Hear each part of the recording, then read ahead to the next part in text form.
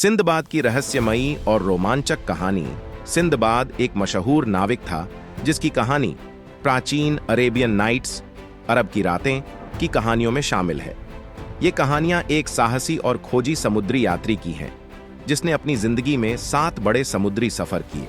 ये सभी सफर बेहद रोमांचक, खतरनाक और अद्भुत घटनाओं से भरे थे। आइए जानें इन 7 सफरों की मुख्य बातें। पहली यात्रा में सिंदबाद एक व्यापारी जहाज पर सवार होकर यात्रा शुरू करता है।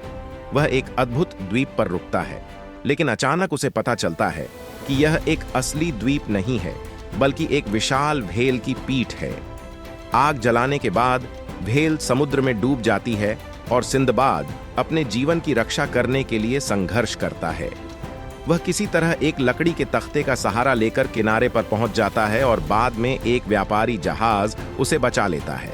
सिंदबाद की दूसरी यात्रा में वह एक सुनसान द्वीप पर फंस जाता है। वहां उसे विशाल रुख नामक पक्षी के अंडे मिलते हैं।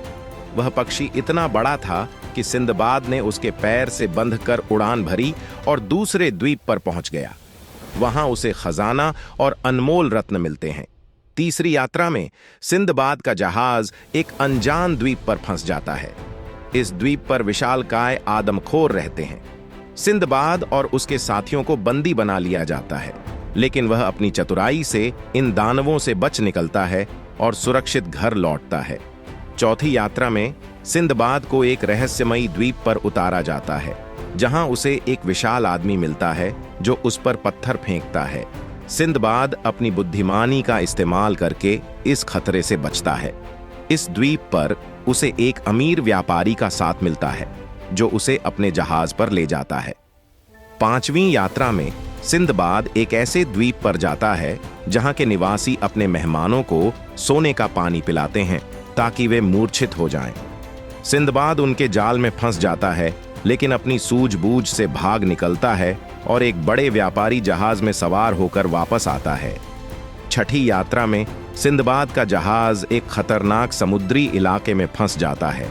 वहां उसे एक अजीबोगरीब कबीला मिलता है। वे उसे बंदी बनाते हैं, लेकिन वह अपनी समझदारी से इस स्थिति से बाहर निकलता है। इस सफर में वह अपनी बुद्धिमानी और साहस के कारण खजाना प्राप्त करता है।